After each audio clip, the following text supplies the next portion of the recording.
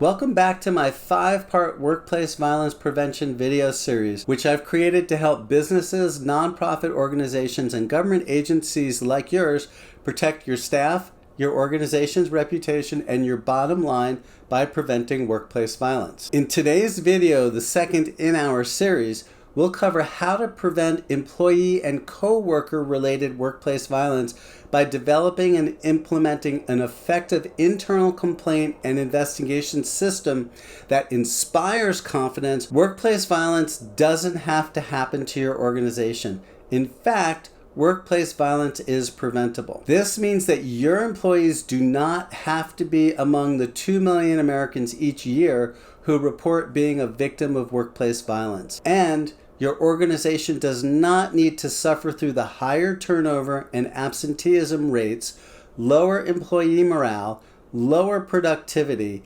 damage to public reputation, and lost sales and profit experienced by businesses that have had episodes of workplace violence. In the first video in this series, we looked at the different sources of workplace violence, including coworkers and business invitees like clients, patients, vendors, customers, and also members of the public. We looked at who's at risk from workplace violence, how it can strike at your place of business as well as out in the community, and why women, medical professionals, legal professionals, and even government employees are at a high risk of workplace violence. And finally, we covered the different approaches to preventing workplace violence, what does and what doesn't work. In upcoming videos, we'll look at how your organization's interior and exterior physical layout can be tailored to increase your staff safety, and how simple internal communication strategies can help protect your staff from violence by invitees like patients, clients, customers, and vendors. And we'll also cover how training in situational awareness and de-escalation techniques can help protect your staff when they are out working in the community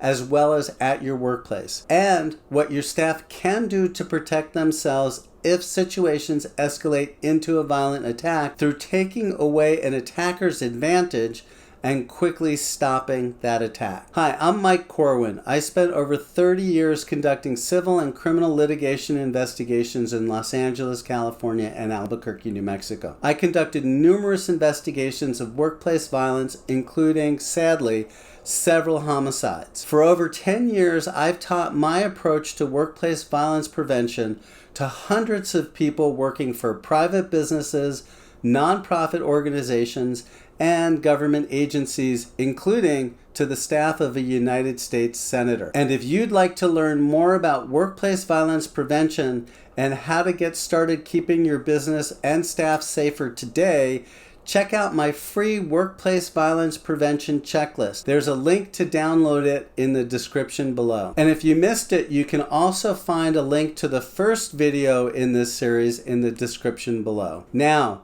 let's dig in. I mentioned earlier that horrific shooting that happened at a Walmart in Virginia the day before Thanksgiving 2022. What later came to light was that there were numerous complaints brought by employees regarding this one supervisor's behavior, but the supervisor was productive, the company liked him, and so they ignored those complaints. Sadly, he then walked into his break room and shot multiple co-workers to death. Ironically, Walmart had provided active shooter training to the staff at this Walmart. What can your business do differently to make sure that you are not having employee-related workplace violence, not having coworker on coworker workplace violence? The main thing is a gut check of your employment culture. Do employees have a formal process to bring forward complaints regarding even a supervisor's behavior? And do you have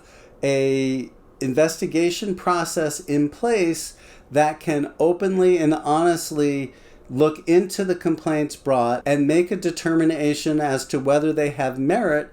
And if so, do you have a mechanism in place to take action based upon that investigation? Many companies believe they do, but in reality, they don't. I spent several years doing internal investigations, including those on workplace violence, for the city of Albuquerque. And I developed a specific process for going through from complaint through finding that I think will really help your company. So here's what it looks like.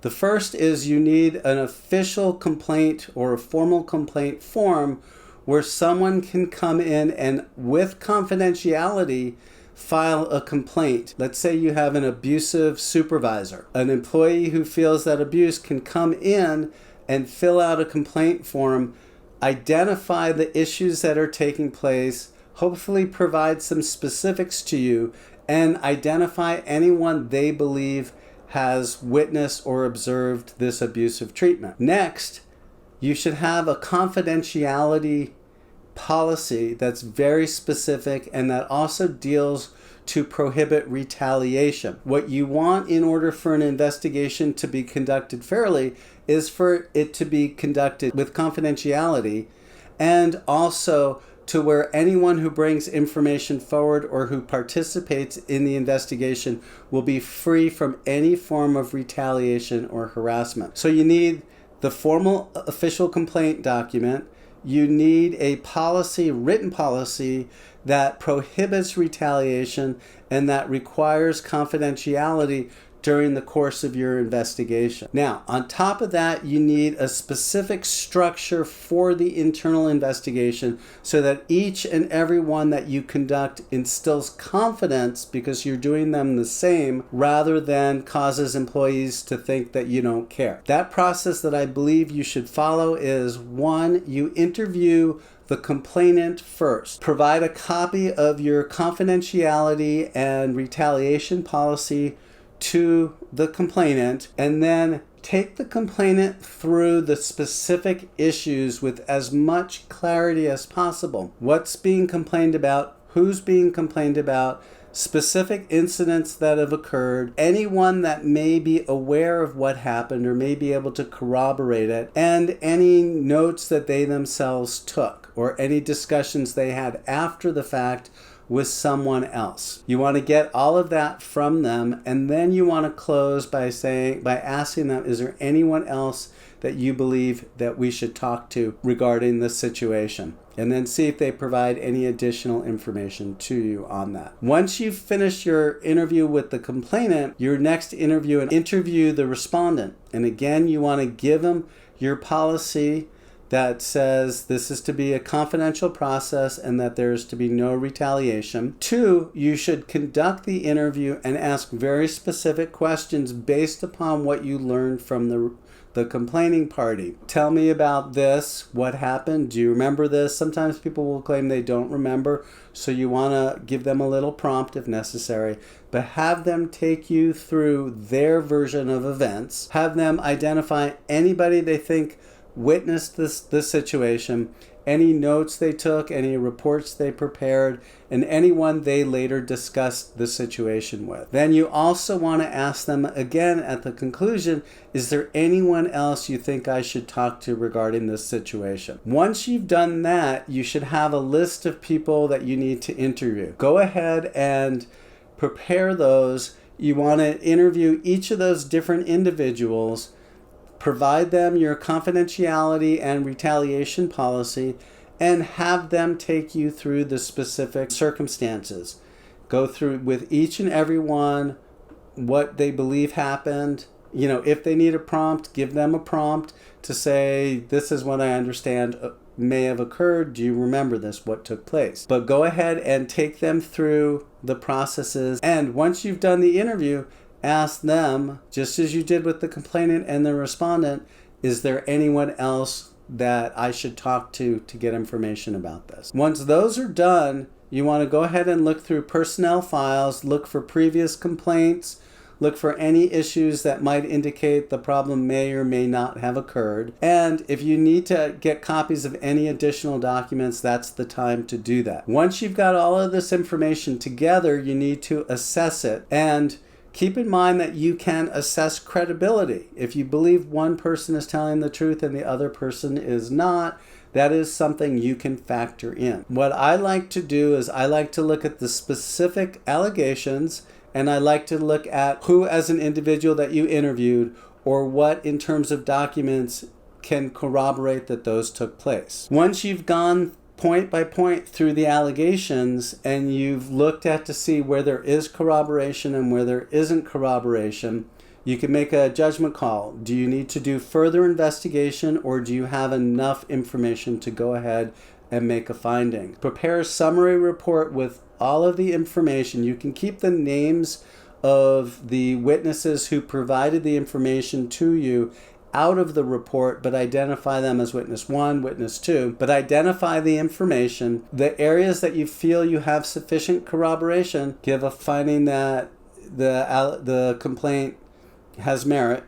If you don't find corroboration, but you believe that there does, you can say it's inconclusive, but based on credibility, it's more likely that it happened than not. Or that you may find that there's zero corroboration for the allegations brought forward. Once your findings are done, it's time to meet first with the complainant and then again with the respondent and review everything. Following that process, then you can make your determinations about discipline, what you need to do to straighten things out. That will be up to you and perhaps a discussion with counsel. That's the type of investigation that will instill confidence in your employees that you are taking these allegations seriously. And if you'd like to learn more about workplace violence prevention and to get started keeping your business and staff safer, check out my free workplace violence prevention checklist. There's a link to download it in the description below. And if you'd like to catch the first video, don't forget there's a link to that as well.